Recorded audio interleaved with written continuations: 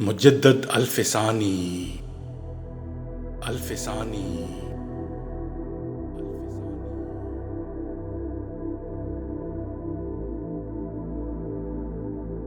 شیخ احمد سرہندی المعروف مجدد الفسانی 10ویں صدی ہجری کے نہایت ہی مشہور عالم و صوفی تھے جو مجدد الفسانی اور قیوم اول کے نام سے مشہور ہیں۔ آپ کے مشہور خلیفہ سید آدم بنوری ہیں۔ آپ رحمت اللہ علیہ کی ولادت جمعۃ المبارک 14 شوال 971 ہجری بمطابق 1564 عیسوی سرہند شریف ہندوستان میں ہوئی۔ یہی خواجہ باقی باللہ کا سال ولادت ہے۔ آپ کے والد شیخ عبدالاحد ایک ممتاز عالم دین اور صوفی تھے۔ آپ رحمت اللہ علیہ نے کم سنی میں ہی قرآن کریم حفظ کر کے اپنے والد سے علوم متداولہ حاصل کیے، پھر سیالکوٹ جا کر مولانا کمال الدین کشمیری سے معقولات کی تکمیل کی اور اکابر محدثین سے فن حدیث حاصل کیا۔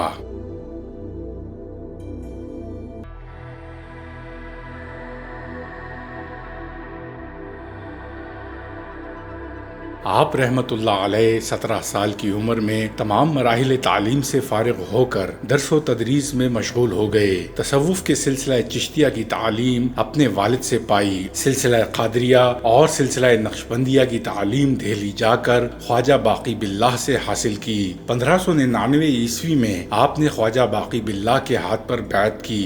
آپ کے علم اور بزرگی کی شہرت اس قدر پھیلی کہ روم و شام، ماوراء النہر اور افغانستان وغیرہ تمام عالم اسلام کے مشائخ اور علماء اور ارادت مند آ کر آپ سے مستفید ہوتے، یہاں تک کہ آپ مجدد الفسانی کے خطاب سے یاد کیے جانے لگے۔ یہ خطاب سب سے پہلے آپ کے لیے عبدالحکیم سیالکوٹی نے استعمال کیا۔ طریقت کے ساتھ آپ شریعت کے بھی سخت پابند تھے۔ آپ کو مرشد کی وفات کے بعد 1603 عیسوی میں سلسلہ نقشبندیہ کی سربراہی کا شرف حاصل ہوا اور آخری عمر تک دعوت و ارشاد سے متعلق رہے۔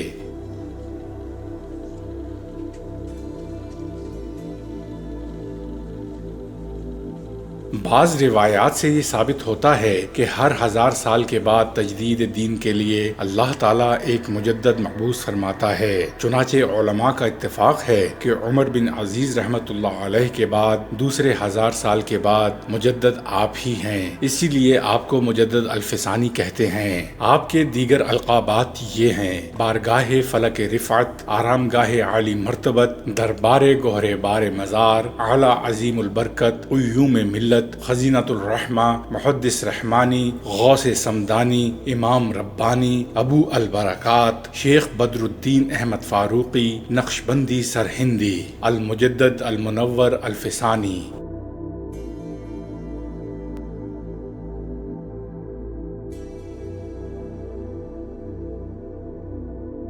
مجدد الفسانی مطلقاً تصوف کے مخالف نہیں تھے۔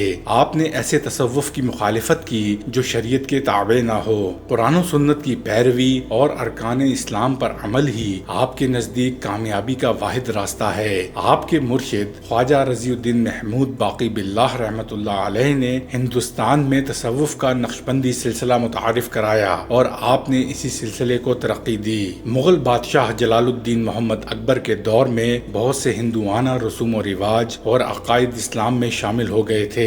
اسلام کا تشخص ختم ہو چکا تھا اور اسلام اور ہندو مت میں فرق کرنا مشکل ہو گیا تھا۔ آپ کے مطابق دین میں ہر نئی بات بدعت ہے اور ہر بدعت گمراہی ہے۔ آپ اپنے ایک مکتوب میں بدعت کی شدید مخالفت کرتے ہوئے لکھتے ہیں: لوگوں نے کہا بدعت کی 2 قسمیں ہیں، بدعت حسنہ اور بدعت سیاہ۔ بدعت ضعف سنت ہے۔ اس فقیر کو ان بدعات میں سے کسی بدعت میں حسن و نورانیت نظر نہیں آتی اور سوائے ظلمت اور کدورت کے کچھ محسوس نہیں ہوتا۔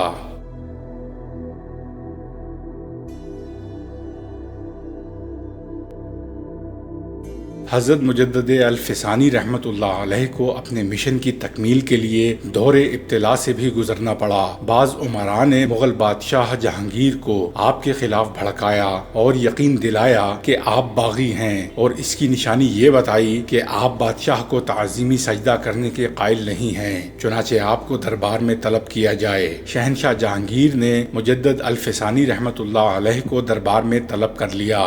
آپ نے بادشاہ کو تعظیمی سجدہ نہ کیا جب بادشاہ نے وجہ پوچھی تو آپ نے کہا سجدہ اللہ کے سوا کسی اور کے لیے جائز نہیں ہے، یہ اللہ تعالیٰ کا حق ہے جو اس کے کسی بندے کو نہیں دیا جا سکتا۔ بادشاہ نے ہر ممکن کوشش کی کہ شیخ جھک جائیں، لیکن مجدد الفسانی اپنے موقف پر ڈٹے رہے۔ بعض عمراء نے بادشاہ کو آپ کے قتل کا مشورہ دیا۔ غیر معمولی اثر و رسوخ کی وجہ سے یہ تو نہ ہو سکا، البتہ آپ کو گوالیار کے قلعے میں نظر بند کر دیا گیا۔ آپ نے قلعہ گوالیار کے اندر ہی تبلیغ شروع کر دی اور وہاں کئی غیر مسلموں نے آپ کے دست مبارک پر اسلام قبول کیا۔ قلعے میں متعین فوج میں بھی آپ کو کافی اثر و رسوخ حاصل ہو گیا۔ بالآخر جہانگیر کو بھی اپنی غلطی کا احساس ہوا اور آپ کو رہا کر دیا۔ رہائی کے بعد جہانگیر نے آپ کو اپنے لشکر کے ساتھ ہی رکھا۔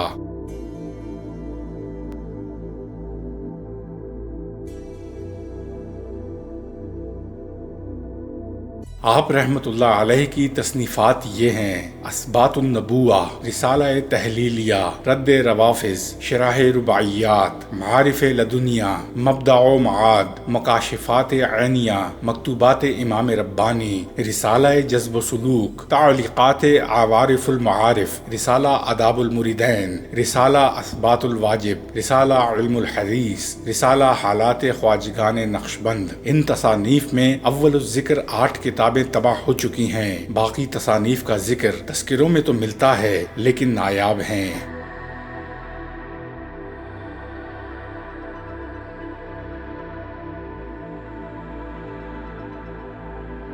حضرت مجدد الفسانی رحمت اللہ علیہ کے 7 صاحبزادے اور 3 صاحبزادیاں تھیں، جن کے نام یوں ہیں: خواجہ محمد صادق، خواجہ محمد سعید، خواجہ محمد معصوم، خواجہ محمد فرخ، خواجہ محمد عیسیٰ، خواجہ محمد اشرف، خواجہ محمد یحییٰ۔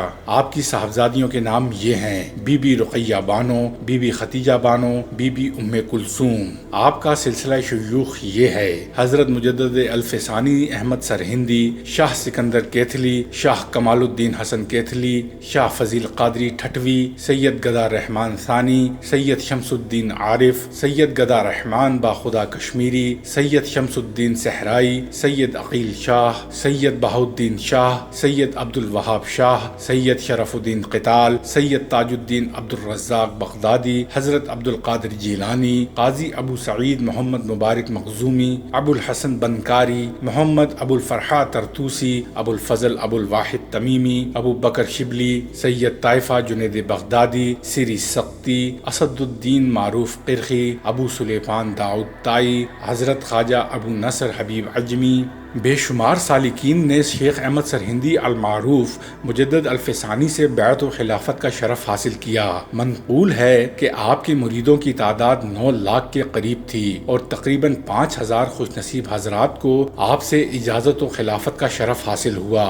آپ کے چند خلافات کے نام یہ ہیں: الحاج خضر خان اغوان بہلول یوری، الحاج محمد فرگنی، حاجی حسین، حاجی محمد لاہوری، حاجی ہاشم برہان پوری، خواجہ محمد سعید، خواجہ شاہ محمد یحییٰ، خواجہ محمد صادق، خواجہ محمد صدیق دہلوی، خواجہ عبید اللہ خرد، خواجہ عبید اللہ کلاں، خواجہ محمد معصوم۔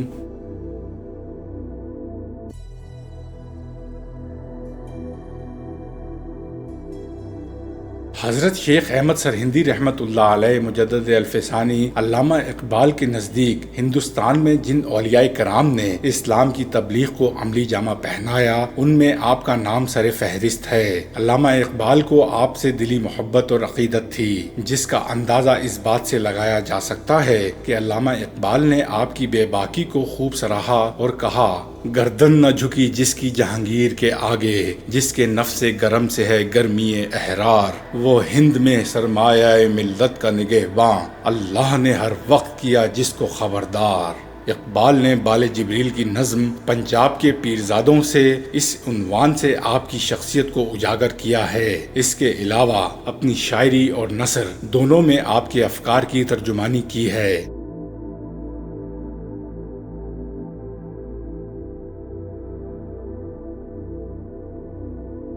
حضرت مجدد الف ثانی رحمت اللہ علیہ نے ایک دن بیماری کے دوران فرمایا، آج دوست کا روز وصال ہے، اے محبوب میں تمام دنیا کو اس نعمت پر قربان کرتا ہوں۔ بروز منگل 28 صفر 1034 ہجری بمطابق 10 دسمبر 1624 عیسوی کو آپ کا وصال ہوا اور سرہند میں طلوع ہونے والا سورج ہمیشہ ہمیشہ کے لیے غروب ہو گیا۔ آپ کا مزار پر انوار سرہند شریف انڈیا میں مرکز انوار و تجلیات ہے۔ یہی تھی آج کی ہماری ویڈیو۔ اگر ویڈیو پسند آئے تو برائے مہربانی ویڈیو کو لائک، شیئر اور سبسکرائب کیجیے گا، میری اور میری ٹیم کی حوصلہ افزائی کیجیے گا۔ ملتے ہیں اگلی ویڈیو میں۔